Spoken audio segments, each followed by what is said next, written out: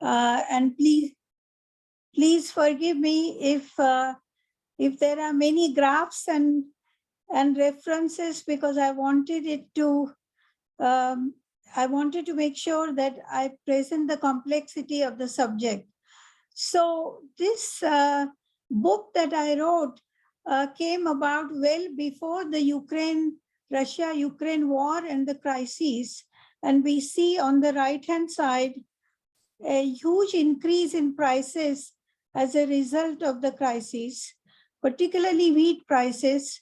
And we have seen this scenario before, so we have a number of lessons that we can learn from it. But one of the important ones is that the countries that are importing wheat from Russia and Ukraine are the ones who are most badly affected, but there are secondary effects of commodity prices in all areas, not just in grain prices, which have been affected, wheat and corn and soybeans, but also energy prices. And energy prices in turn affect fertilizer prices and have secondary effects on food insecurity and poverty. So against this background, we must recognize that the changes that are taking place recently are following up on some changes that have been taking place in the last decade or more. One of the important ones is the rise of China. The other is the increased number of international actors and fragmented international governance and assistance, which I'll talk about in a few minutes. So it's quite clear by now that achieving SDGs by 2030, which is one of the objectives of this conference, under business as usual is very unlikely. And there seems to be a general consensus that that is the case. Decline in poverty and hunger, which had been quite rapid in the earlier periods, as I will show you, had already slowed by 2015, even before COVID came on the scene. And of course, COVID has been a huge global strategy, and it has particularly affected poor people. The second issue is that most of the decline in poverty and hunger in the past occurred in China and Southeast Asia. And in the rest of the world, as you will see, the changes or progress had been much slower. And this has been compounded by the fact that climate change is affecting the world, and the tropical world particularly hard. And in a situation where COVID has led to return of a lot of migrant laborers to rural areas. So structural transformation, which I will describe in a few minutes, as largely migration of people out of agriculture into non-agriculture, has not only slowed, but it has had a major setback. Given the fact that people have returned back to rural areas means that agriculture and rural employment has become much more critical for vulnerable populations to have employment in that sector. And so importance of that sector must be better understood now than ever before. There is also a slow decline in child mortality rates, and indicators of child poverty have slowed. In addition, dietary transition has been taking place in a significant way. And what does that mean? Dietary transition means increased consumption of cheap junk food, which is more cheaply available to populations. And the consequence of that is increased incidence of obesity and associated diseases in cancer, diabetes, heart disease, etc., etc. So then the question is, given these huge interacting challenges of poverty, hunger, etc., can the international community deal with the changes and do international initiatives help to change business as usual situation? The book that I wrote, which is referred to earlier suggests that all these international consultations, and there are many more already taking place, and I have listed them here, they don't necessarily lead to any major significant change in the way we are doing business, in a transformative way that we need to do business to get away from business as usual. So many more international conferences, but may not lead to a whole lot of outcomes. So what is needed in order to get from the current situation to achieve SDG goals? How to make nutritious diet more affordable, accessible, and adequate for all people? So there are two sides of the coin. On the supply side, we need to increase production and trade to achieve balanced, affordable, accessible food, healthy food for a large amount of population. And nearly 3 billion people in the world lack enough income to be able to have access to healthy, nutritious food. And that calls for substantial investment in production and trade in order to be able to bolster the supply side of the equation. On the demand side, we need to create widespread increase in employment, incomes, improve consumer education to make sure that consumers are moving away from cheap junk food to healthy foods. We need to improve the effectiveness of value chains. We need to improve a lot of investment in physical infrastructure to make markets work. And most importantly, we also need a private sector that is inclined not just to make profits, but to do no harm, to provide safe food to people. So poverty is the subject of this conference. And there are two ways of looking at poverty. The World Bank has defined poverty as income poverty. And in 1990, in its famous World Development Report on Poverty, it defined poverty as $1 a day.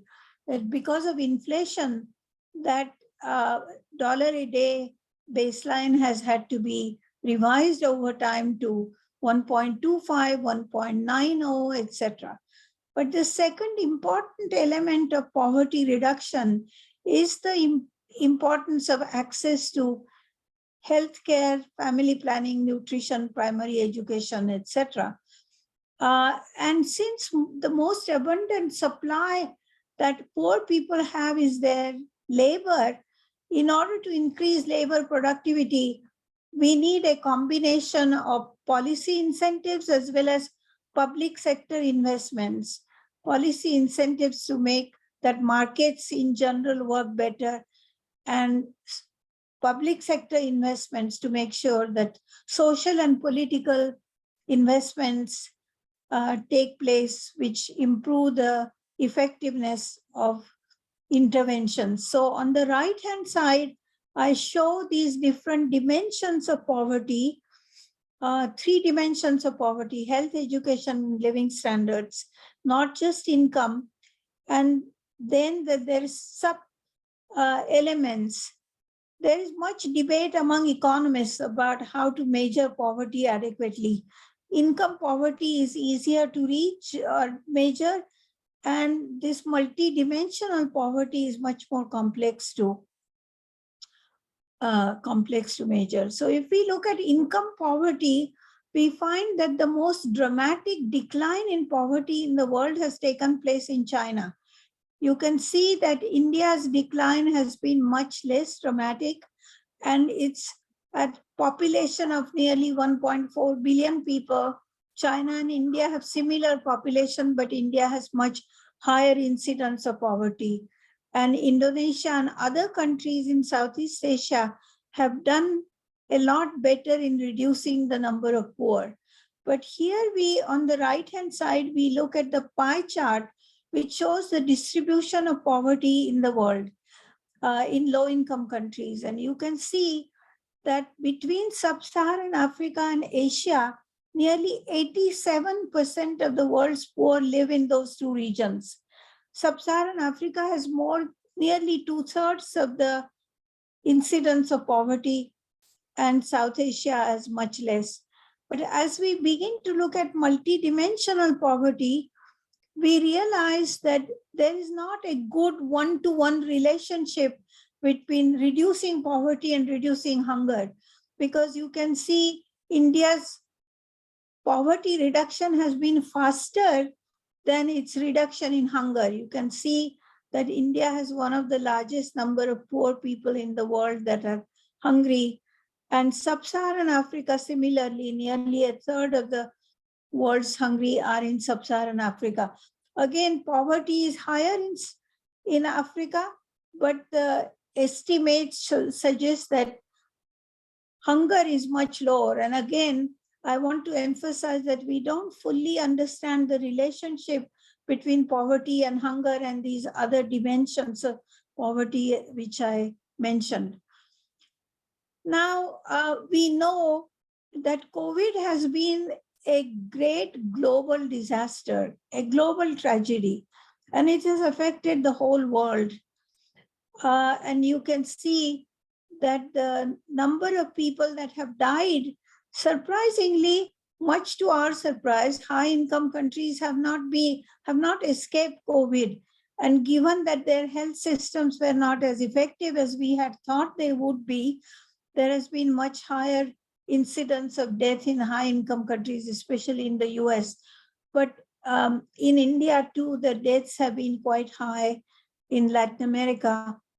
And the big problem now is that most African countries don't have enough access to vaccines, and that is going to determine the extent to which the world as a whole is able to contain communicable diseases like COVID.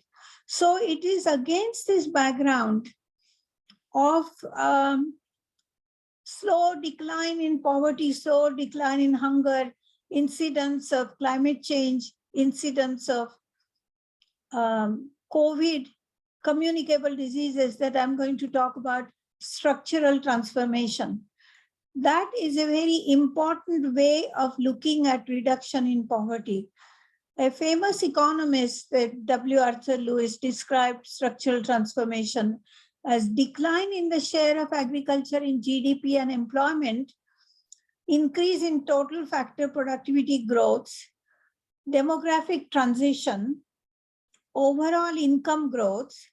And I think more recently, economists have also started talking about rapid and premature deindustrialization of countries. So whereas structural transformation in the past was looked at as population moving from agriculture to non-agriculture and mostly to employment in the industrial sector, I think many recent economists are noticing that there is a major challenge of premature deindustrialization in many low-income countries. Unlike in the past when industrial countries, currently industrial countries created much more employment in the manufacturing sector. So among the 130 countries we analyzed for our book, we found that countries that lagged in total factor productivity growth in food and agriculture also lagged in structural transformation. And most of this poverty was in rural areas. So that is part of the reason why I'm looking at decline in poverty as part of structural transformation. So these different graphs that I'm going to show you, they depict how different countries in the world have behaved in terms of decline in the share of agriculture in GDP. And that's an important indicator of structural transformation and decline in poverty. What is impressive is that this purple line at the bottom is South Korea. South Korea's decline in poverty and transformation from agriculture to non-agriculture, as you know, has been dramatic, and even more dramatic than is the case with China, which is this red line I show you here, where China's decline in proportion of population in agriculture declined very rapidly. And on the right-hand side, you see the same figures starting with 100 as the base. So you can see the rapid changes in decline in share of agriculture in different parts of the world. And you can see that South Korea and China have performed very rapidly, but in India has not done as well. And then when we look at,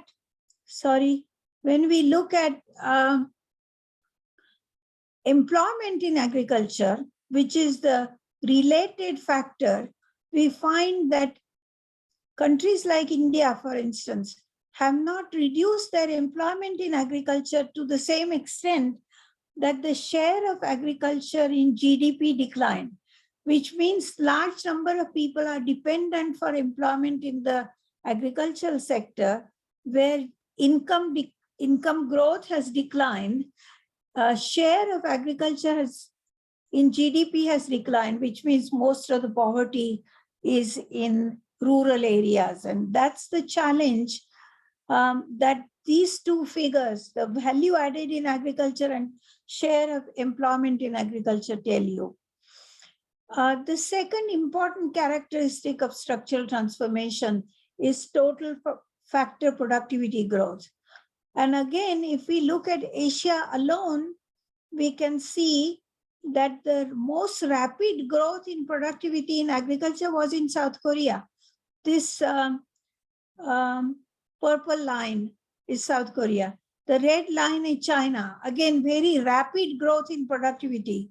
The green line is India, and the lowest is Bangladesh. But you can see Bangladesh has begun to do quite well, a country that was considered to be a basket case when it became independent is now doing quite well. And so here again on the right-hand side, you can see that the world's different regions, rather than just focusing on Asia, if you look at different regions, you find that different regions of the world have done very differently on productivity growth. And this next figure shows the sources of that productivity growth. So in sub-Saharan Africa, whatever increase in production has taken place, this black part of this pie chart shows that much of the increase in production in Africa has occurred as a result of expansion of area under cultivation. And to a less extent, the same thing is true in Latin America, which also has substantial amount of land. Whereas in Asia, if you look at Northeast Asia and Southeast Asia, it's mainly productivity growth in agriculture that has caused the TFP growth.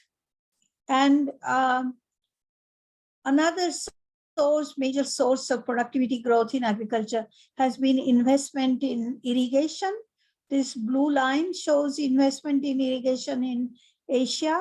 You don't see much of that in Africa.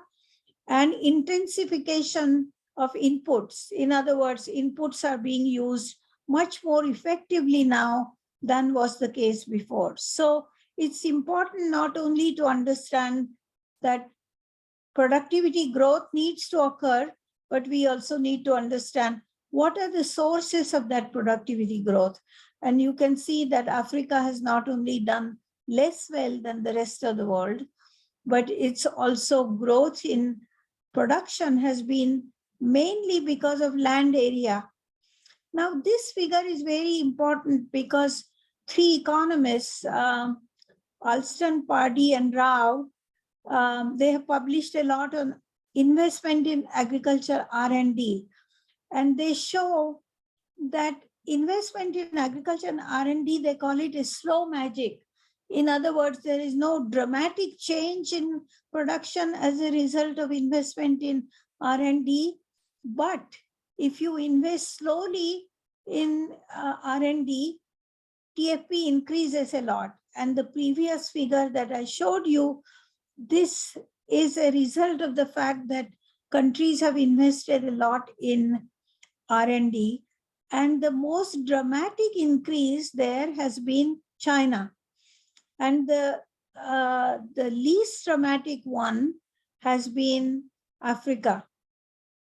Sub-Saharan Africa, this purple line shows you that Africa's investment in R&D as a share of GDP has declined over time. And no wonder then that we see that productivity growth in Africa has been slower, and poverty decline has also been slower. And if we look at China and India, somewhere along the line, China went way past India in investing in R&D. And that's one of the important lessons of comparing Brazil, China, and India. This yellow line is Brazilian investment in R&D.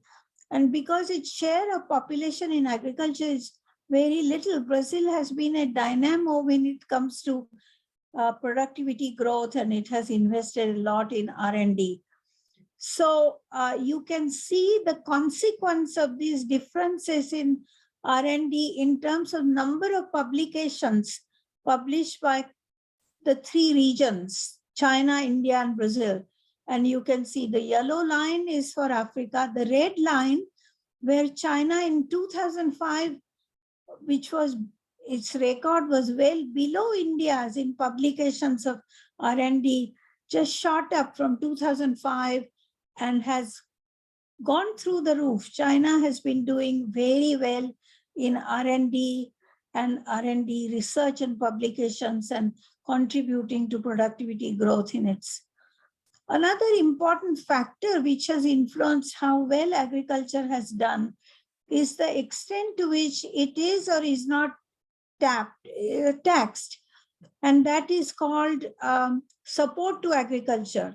You can see that South Korea provided substantial amount of support to agriculture. So did China. But in India, in a way, has been an outlier in the sense that it has taxed its agriculture more than any other country in the region.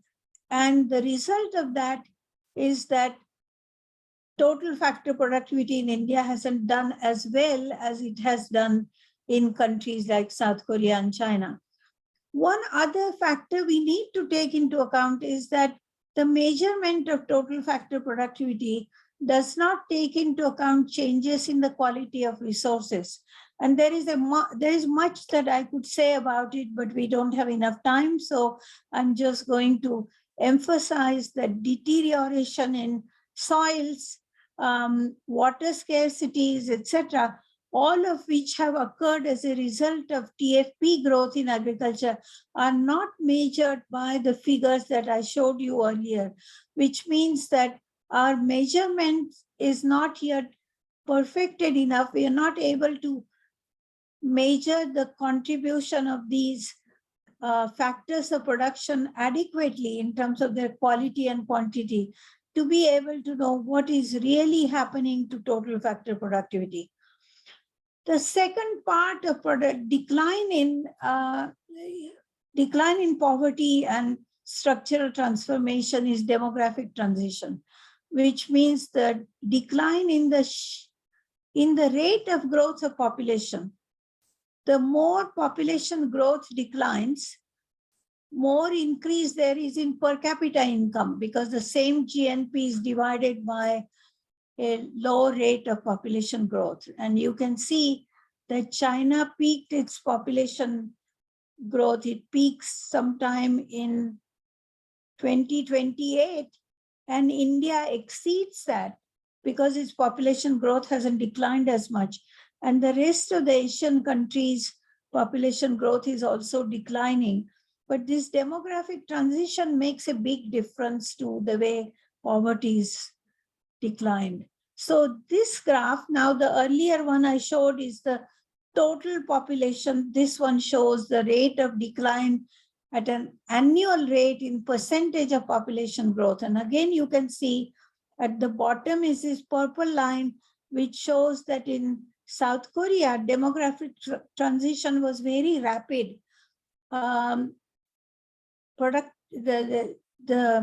birth rates of women declined very rapidly in South Korea, and similarly in China, this red line.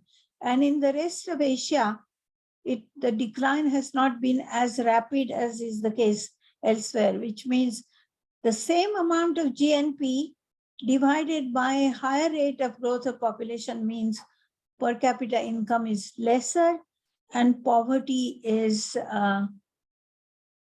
declined less rapidly. Another important factor which I mentioned earlier is the premature industrialization that is taking place. So you can see again, the purple line is South Korea. And interesting that South Korea by 1990 had already its share in employment in the industrial sector was declining, which is not what we expect, but it is because South Korea had already advanced so rapidly that it's creating more employment in the service sector and less in the manufacturing sector. Whereas the red line, China, has been creating a lot more employment in the manufacturing sector. India is producing far fewer jobs in the manufacturing sector. And this yellow line is Bangladesh. Interestingly, Bangladesh started with much lower rates of growth, but it's doing quite well in creating employment in the industrial sector. The reason why industrial sector has been doing differently among different parts of the world is because there is less investment in gross fixed capital formation in agriculture, which leads to transformation, productivity growth, etc. Again, see the difference. China's investment in capital formation in the agricultural sector is substantially higher than it is in India, the green line, and other countries in the world are shown here below. And foreign direct investment, similarly, China has benefited a great deal from foreign direct investment, which has contributed to capital formation, both in agriculture and non-agriculture. Compared to that, other countries have not done as well in importing foreign capital, which makes a big difference to productivity growth because it brings new ideas, new technologies, new ways of doing business. So this next graph now shows you the gross domestic savings in different parts of the world.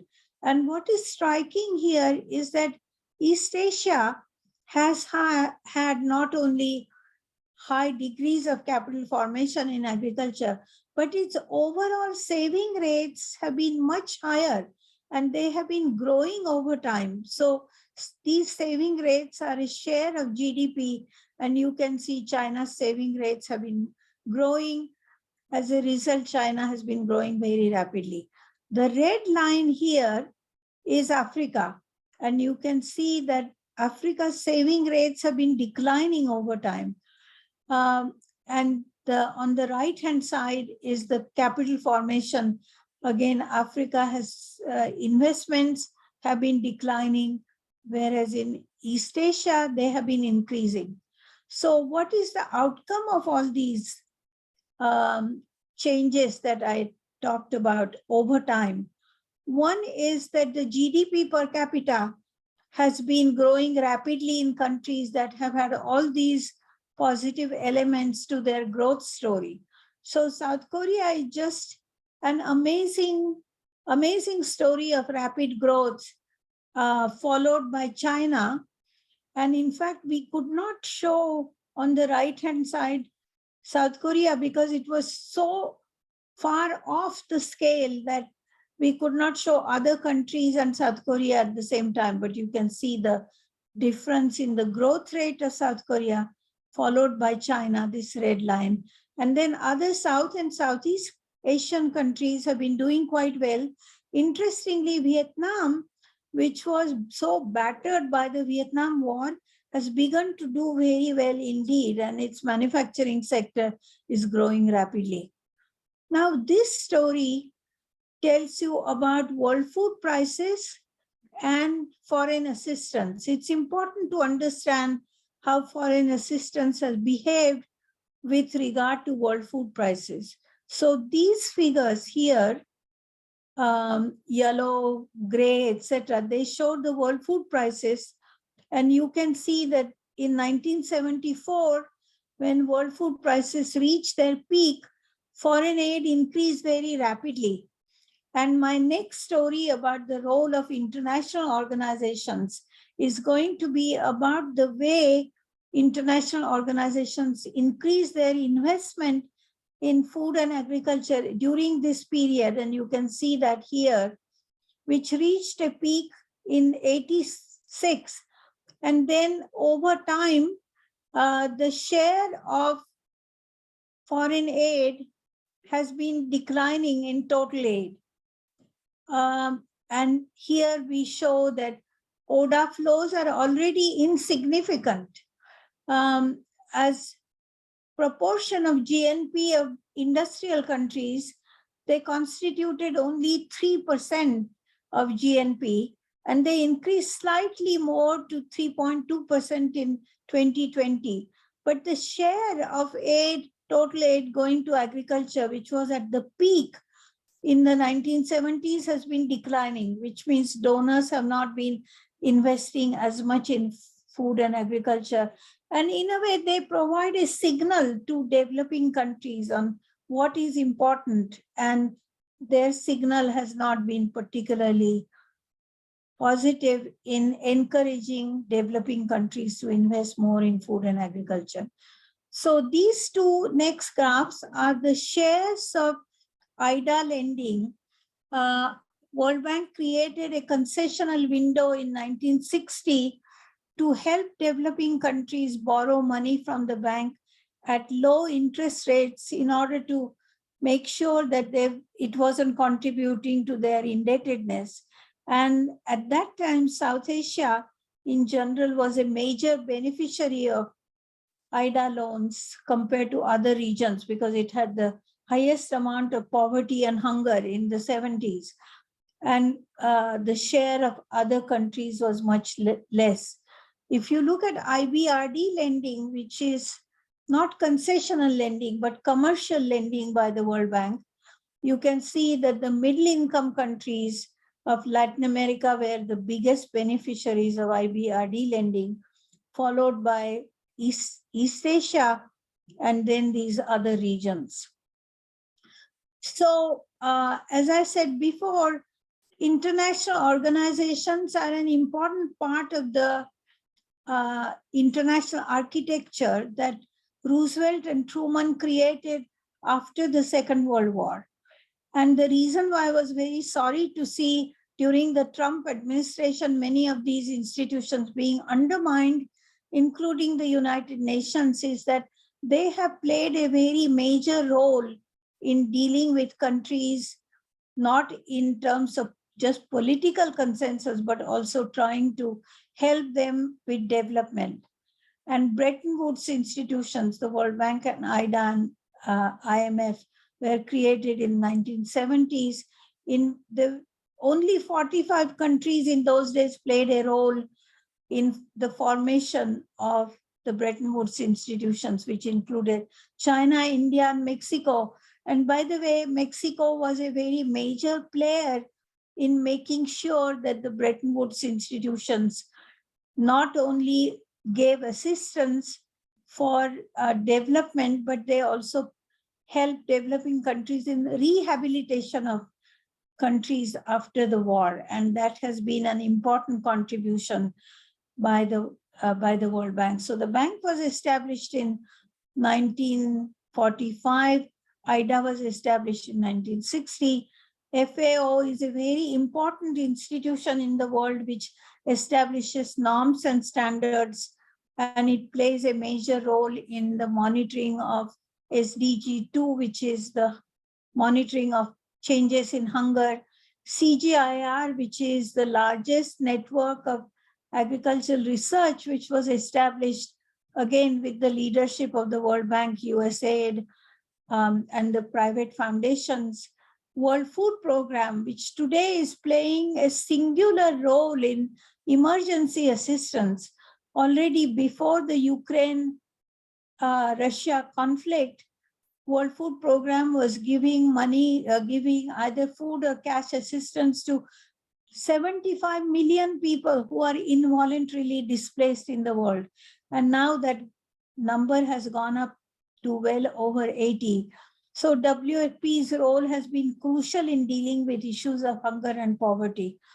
And IFAD was similarly created after the first oil crisis, where many oil exporting countries benefited from the rise in energy prices, and those were rechanneled into giving assistance for food and agriculture and for marginal farmers starting from 1977. So these international institutions are very important players in reducing poverty and hunger. And I, as somebody who worked for them over a long period of time, I believe that students of international development need to learn something about what they are, how do they operate, what challenges do they face, how have they evolved over time to deal with the challenges, and how they can be highly complementary to each other in terms of dealing with issues of global food and agriculture and poverty.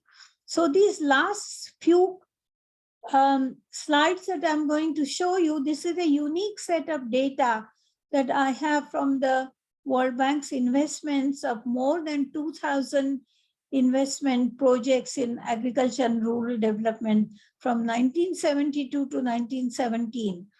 And it tells a very important story. What it tells you is that the lowest performance, this red line, is the African region.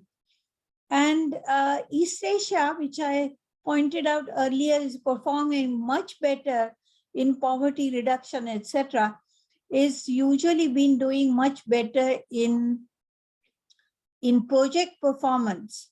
And that tells you something about the implementation capacity of developing countries to implement World Bank projects. So why is it that Africa's performance is much lower than that of other regions?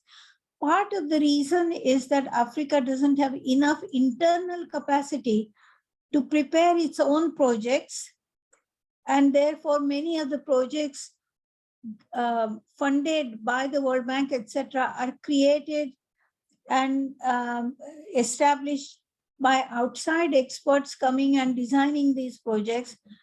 And unlike in other parts of the world where regions have enough capacity to plan and implement their own projects, and the result of that is that their record of implementation is much better than is the case in Africa. Even though African performance has improved over time, it's not as good as it is in other regions. What does that mean?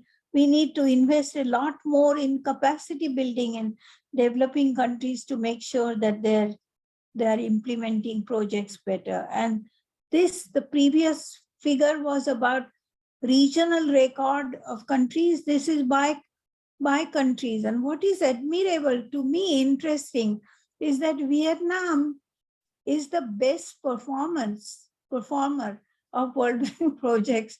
Came to me as a surprise too when I was analyzing this data. And China is next best, and then comes Turkey. And at the tail end are African countries, Ethiopia, Kenya, Tanzania, etc. What it shows is that their capacity to plan and implement projects, which I showed you earlier. And it's interesting, it's not an accident that Ghana, Uganda, Nigeria, except Argentina, I don't know why it's there, Ethiopia, Kenya, Tanzania are there at the bottom end in terms of their performance in implementation of projects. So that tells us a lot. It tells us that we need to invest a lot in the capacity of countries, but we also need to make sure that the countries have the political will and policy framework which enables them to implement externally funded projects. So to summarize then, what does agricultural transformation need? First and most important is that we need to double investment in agriculture and rural development. Many economists have come up with these estimates of nearly $14 billion annually we need to invest in agriculture. And currently there is huge amount of underinvestment in food and agriculture, as I was pointing out. And that underinvestment has fundamental implications for reducing poverty. A lot of it is in the agricultural sector.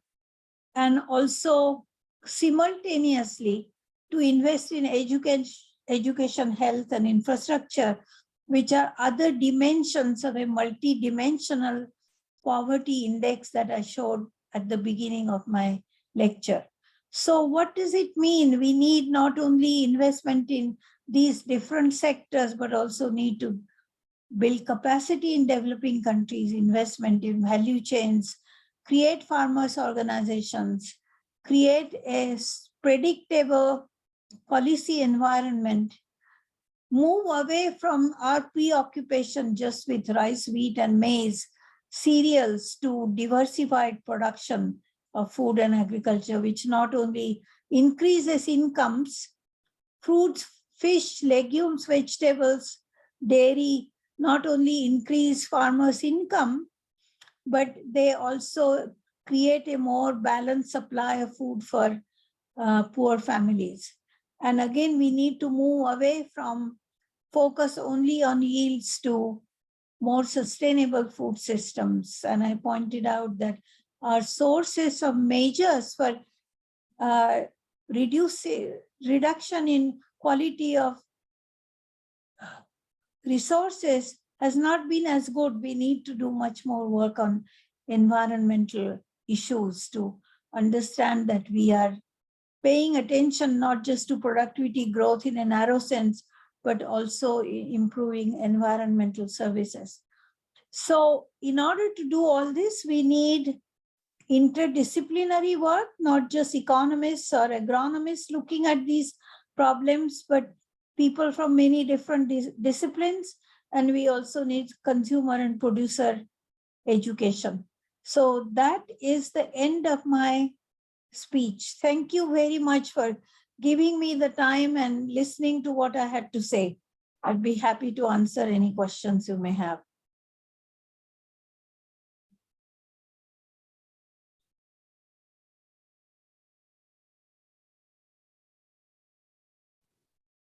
Dr. Lele, thank you so much for a fabulous presentation.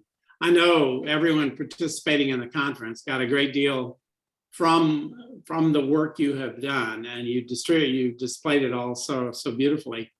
We had some questions that have come in.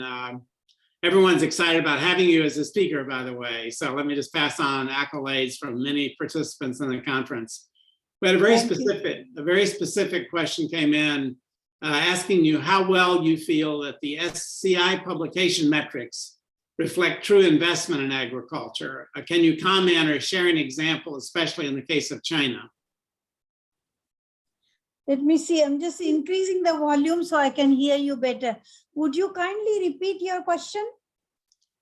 The question that one participant asked was how well the SCI publication metrics reflect true investment in agriculture, and particularly with regard to China. Yeah, that's a good question. SDI, do you mean Sustainable Development Goals? Is SDI, that was it was SC, and I don't know whether that was scientific publication or SCI. Oh, I don't know what SDI was. I can't remember now. You know, I think one of the, in my view, this the reason why I presented all these figures and figures in China compared to other parts of the world is that we often underrate the extent to which Chinese are investing in their own economy, not just in manufacturing, which we all see, because trade has made China an inevitable part of the global economy, but they have invested a lot in their food and agriculture, and they've made sure that their scientific publications are of very high quality. They meet international standards and they also contribute to productivity growth. And if you compare that, I think in a way, Brazil and India are the two countries that come closest to comparisons, because India is as large a country as China. And I showed you that India has fallen behind China because it hasn't been able to invest as much as China has. And Brazil is a much richer country and it has invested a lot in its research. And it's one of the best examples of good quality research. It doesn't have the same level of poverty in Brazil as is the case elsewhere. But I think there are some important lessons to be learned from actually looking at the numbers. It's not just enough to say we have these 17 goals that we want to achieve, but how do we go about achieving them? And what I was presenting here was the route to achieving those goals, which requires resources, domestic resources and international resources, and how well they are invested and what use is made of those investments. So I hope that was a lesson that came out of this presentation. Yes, thank you. That was excellent. And we also have a question about asking whether you could speak to how climate change impacts the multidimensional picture you've described with very important information across so many countries. What's your assessment of climate change impacts? Yeah, I mean, climate change is having a disastrous effect on particularly tropical countries, because they are more affected, I would say, more negatively affected than temperate countries, because temperature is increasing in temperate countries too, but that is increasing the amount of area that can be cultivated in temperate countries. Whereas in tropical countries, which are already highly susceptible to low and variable rainfall, etc., climate change is a disaster for many of them. And for instance, Bangladesh is going to lose large amount of its coastal areas to climate change. And I admire Bangladesh because despite all these adversities, it has been creating number of plans to see how it deals with climate change. And one of the consequences is going to be that there is going to be huge migration of refugees from countries that are adversely affected by climate change. And Bangladesh would be one of them, but many African countries would too, which is the reason why I emphasize the importance of investment in research and development. Because the more you invest in research and development, the more you do research on, say, for instance, varieties that are more resilient to temperature increases, and resilient to loss of water, etc., etc. And that helps to improve productivity in a situation where the world is very dynamic. Climate change is going to make things much worse. But somehow, my concern is that although we know that returns to research are very high, most developing countries are not investing as much in research and development because they don't understand the importance of it in a way the Chinese do. I could present some more figures to show how much the Chinese are investing in their own R&D to make sure that their agriculture is very productive. So countries that are going to be affected adversely by climate change are going to have to invest a lot more in their resources to manage their resources more efficiently than is the case currently. Wonderful, thank you. It was a very, very, very robust answer to the question. Another question that has come in asks, how can countries balance between yield growth and diversity of crops, especially under climate change impacts that makes production even harder, as you've been alluding to? Yeah, I mean, to some extent, there is a complementarity in achieving crop diversity and and sustainability of resources.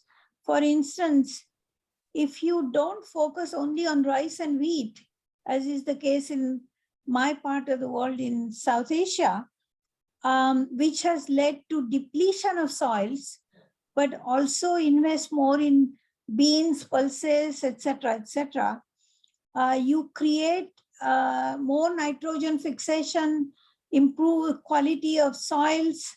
And so to some extent, diversification of agriculture is complementary to focus only on single crops, like focusing on rice, wheat, etc. And I think if we look at the thinking on hunger over time, what we realize is that in the 1960s and 70s, when there was tremendous shortage of calories and new technology was coming in by people like Norman Borlaug bringing high-yielding varieties of wheat and rice to Asia, the focus very much was on yield growth and on yield growth of certain crops like rice and wheat, because technology was available and we could invest in irrigation to increase their productivity, etc. But over time, we have realized that just focusing on rice and wheat is not enough, neither from the point of view of sustainability of production, nor from the point of view of diet diversity. So I think our views on food security and what is important for diets have changed over time, and so has science. Science has improved our understanding of how to grow crops and in a way that is more sustainable.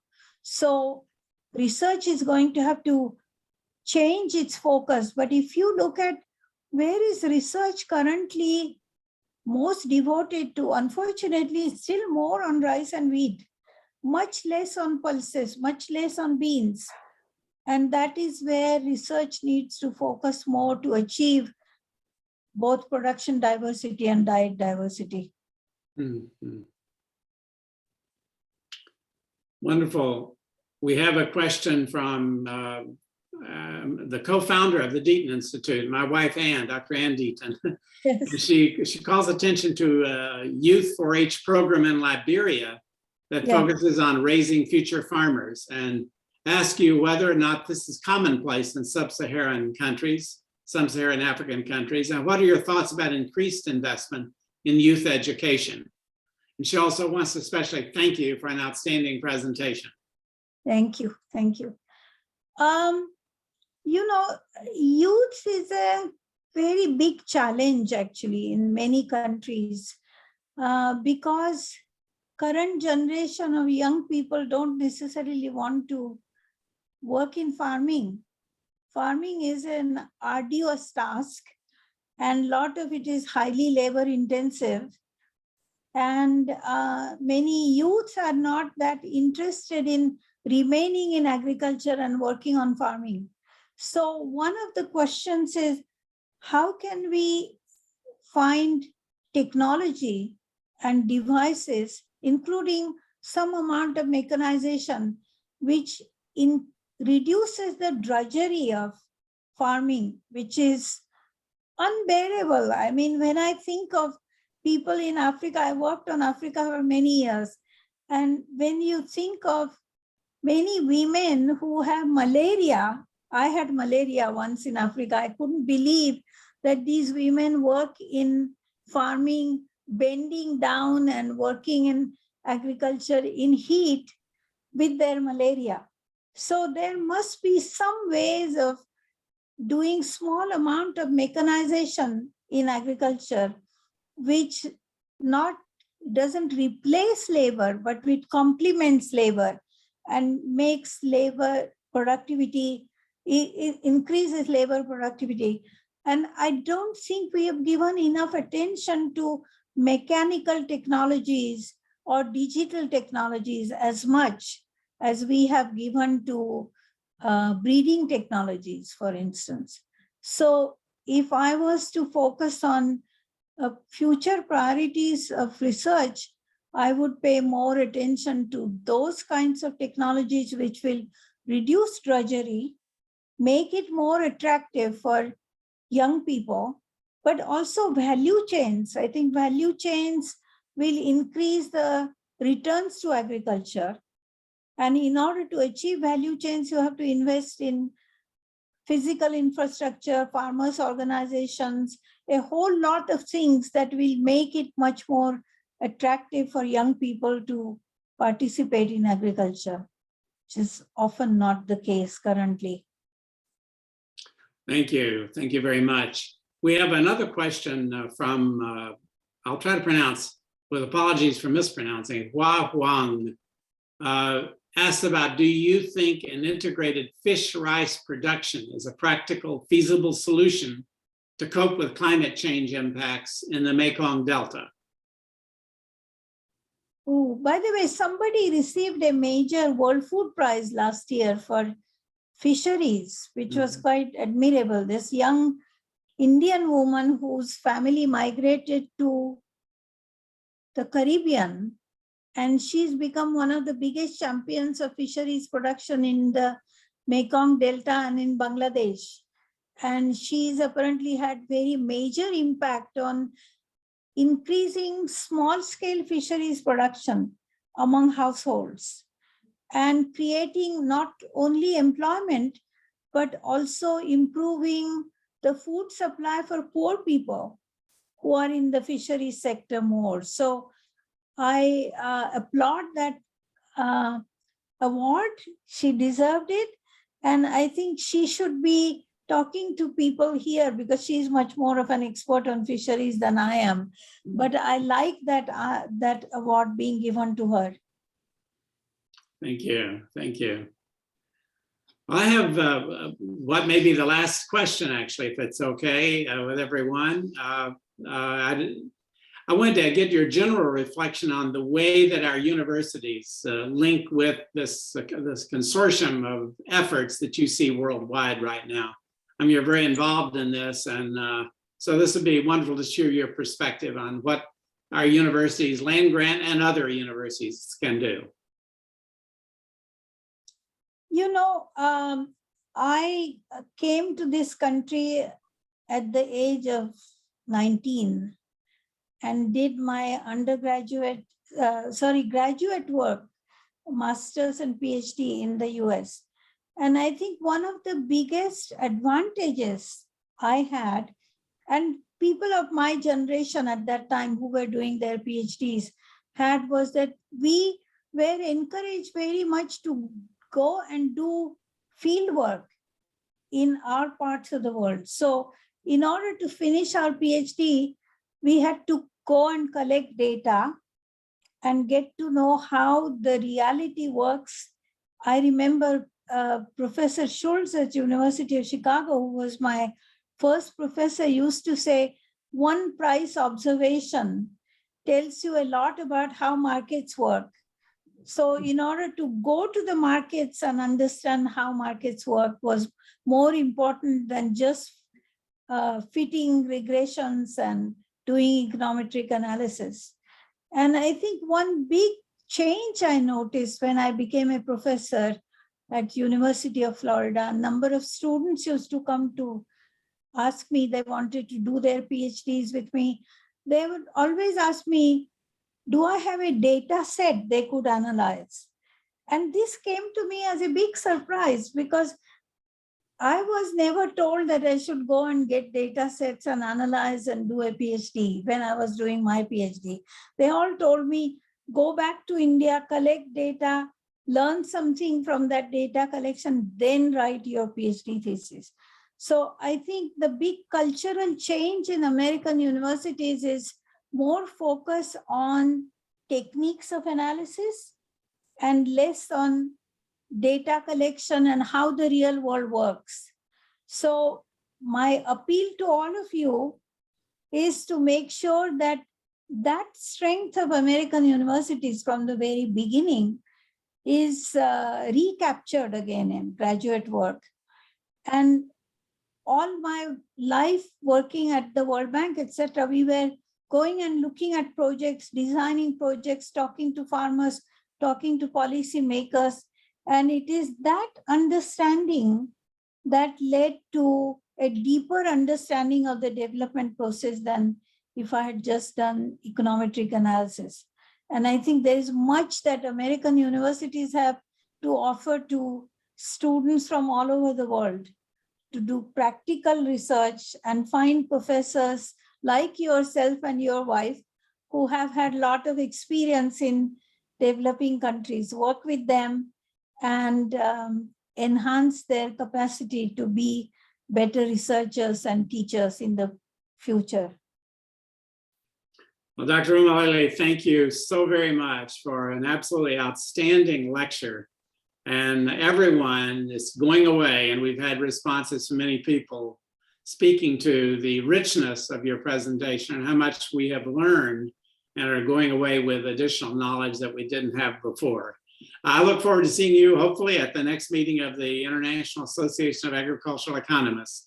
Right, yes. Yes, and that's in New Delhi, I believe. Yes, you know, this time it was supposed to have been in New Delhi, but it could not be because of COVID. So they are very keen in India that it should be in Delhi in 2024. So I'm hoping that COVID is under control. We don't know from the news in China whether it's still out of control again, but I hope things will have been better and then we can meet you in Delhi. I hope so too. And this has been a wonderful treat. Thank you so much. And thank you very much bless you in everything you're doing. You've been a wonderful servant for us. Thank you very much for inviting me. Thank you. Holly, do you have a word to say? Okay. I just wanted to remind everyone that our next session is at 2 p.m. Central Time, so it's about an hour and a half after the session ends, and that is with Convoy of Hope, one of our presenting sponsors for this week's events. And then join us again this evening at 6 p.m. Central Time for Dan Glickman as our keynote ending speaker for Monday. Thank you all so much for joining us, and thank you again, Dr. Lele. Thank you very much, Holly, and thank you, Professor Deaton. Thank you. Appreciate it very much. Thank you. Wonderful. Bye. Thank you. Bye-bye.